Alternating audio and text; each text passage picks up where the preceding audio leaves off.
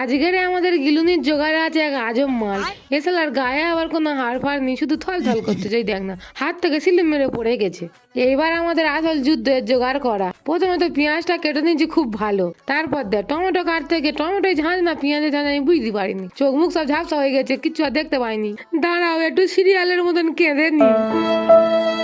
অনেক কান্নাকাটি করেছি, এবার গিলুনির জোগাড়টা করে নেই তো আবার পিঠের চাল ফেটে যাবে যদি খাবার দিতে দেরি হয়েছে। তাই এদের একটু নুন হলুদ মাইকে দিচ্ছি গায়ে হলুদের মতো। আর এদিকে দেখো কড়াই এমন করে তেল দিচ্ছি যেন তেলের দাম কমে গেছে। তারপর এর ভিতর পেঁয়াজ দিচ্ছি, পেঁয়াজটা কিরকম নাচতেছে দেয়। এরপর আদা রসুন বাটা, টমেটো, হলুদ গুঁড়ো, লঙ্কা গুঁড়ো, নুন দিয়ে মশলাটা এমন করে কষেছি, দেখ না গন্ধে পুরো মোমো করতেছে। পাশের বাড়ির লোক না ছুটে চলে আসে বাড়ি। তারপর মাছগুলো দিয়ে দিচ্ছি। এই মাছ আবার বেশি কাটি খাওয়া যাবে না, কাটি খেলে পুরো চচ্চড়ি হয়ে যাবে। তারপর একটু চাপা দিয়ে দিচ্ছি, আর এইদিকে এক গলা পুরো জল উঠে গেছে। এই জলটা আবার মেরে মুড়ে নিচ্ছি, আর লাস্টে একটু ধনেপাতা ছড়িয়ে দিচ্ছি। এবার গরম গরম ভাত সেটা মেরে দেবো।